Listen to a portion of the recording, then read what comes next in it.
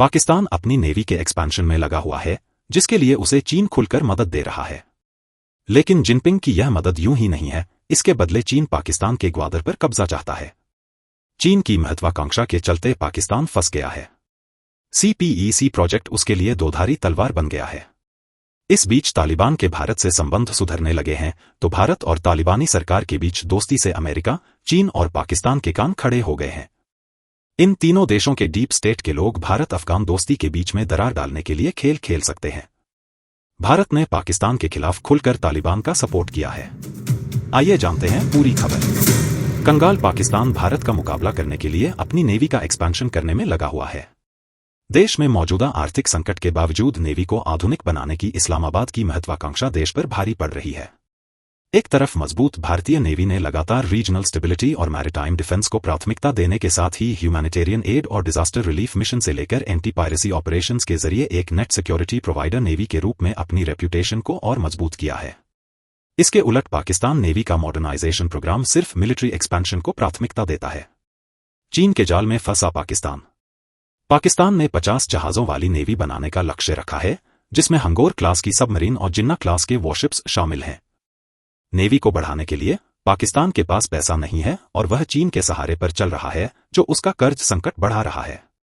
चीन Pakistan economic corridor के एक महत्वपूर्ण पॉइंट के रूप में बीजिंग ने पाकिस्तान के ग्वादर पोर्ट में भारी इन्वेस्टमेंट किया है।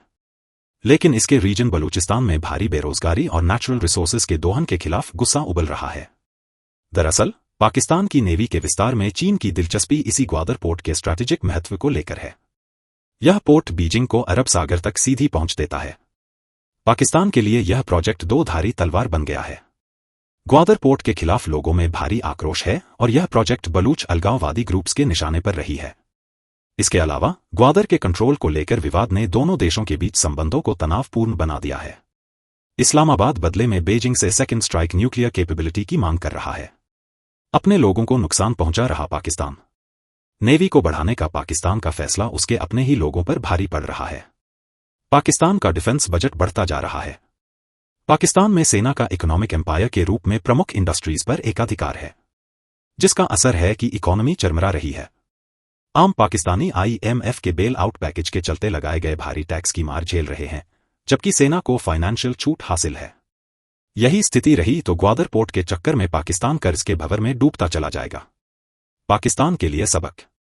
पाकिस्तान जब तक दिखावे और भारत से राइवलरी की सनक से बाहर नहीं निकलता है, तब तक उसके सपने एक महंगी कवायद बने रहेंगे।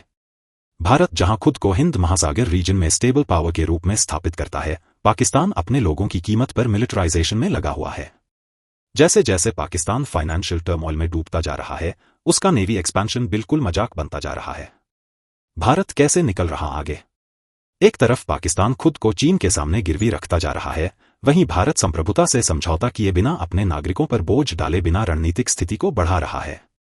आत्मनिर्भर भारत जैसी इनिशिएटिव ने डोमेस्टिक शिप बिल्डिंग को बढ़ावा दिया है। इसने रोजगार पैदा किया है और विदेशी सप्लायर्स पर निर्भरता कम की है। यह मॉडल सुनिश्चित करता है कि नेवी एक्सपेंशन के लाभ मिलिट्री से आगे तक पहुंचे और राष्ट्रीय विकास में योगदान दें। यही नहीं, भारत और अफगानिस्तान की तालिबानी सरकार के बीच बढ़ती दोस्ती से पाकिस्तान घबराया हुआ भी है। वहीं चीन और अमेरिका की भी त्योरियां चढ़ गई हैं।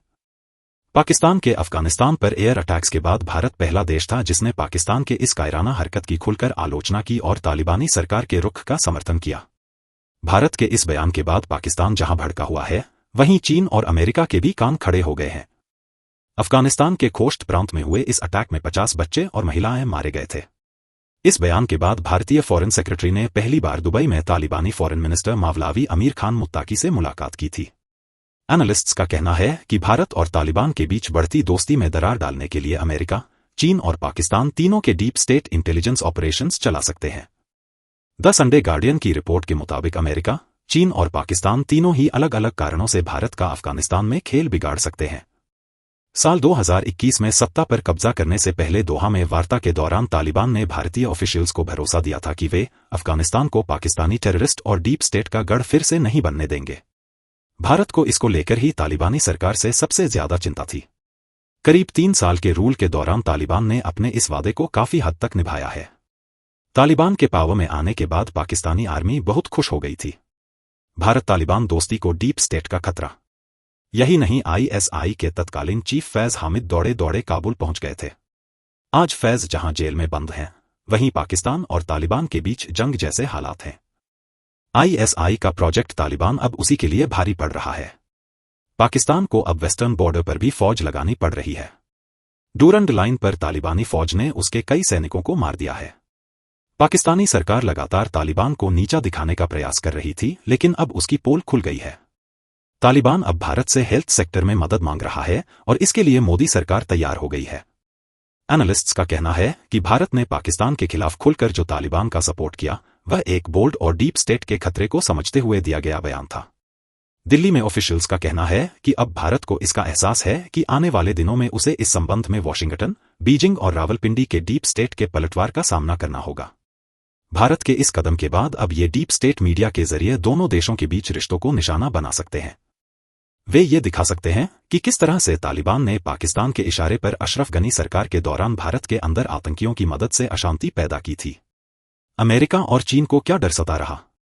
अमेरिका की जहां तक बात है, तो वह अपनी सेना के वापस जाने के बाद तालिबान के सत्ता में आने से टेंशन में है। अमेरिका को डर है कि तालिबान के अल-कायदा से संबंध हैं, जो इस रीजन को अस्थिर कर सकते हैं। भारत और तालिबान की दोस्ती से काबुल की यह सरकार और मजबूत होगी। साथ ही इससे अमेरिका की तालिबान पर से पकड़ भी कमजोर होगी। इसके अलावा तमाम तनाव के बाद भी पाकिस्तान और अमेरिका के बीच गहरी दोस्ती है। भारत की यह दोस्ती पाकिस्तान और अमेरिका दोनों को पसंद नहीं आएगी। भारत और तालिबान की दोस्ती से अब पाकिस्तान सेंट्रल एशिया में अपनी पकड़ मजबूत नहीं कर पाएगा। वहीं चीन की बात करें तो उसने इस इलाके में BRI प्रोजेक्ट के अंदर अरबों डॉलर का निवेश कर रखा है। चीन सेंट्रल एशिया में अहम भूमिका निभाना चाहता है और इसी वजह से अफगानिस्तान उसके लिए स्ट्रैटेजिक रूप से अहम है।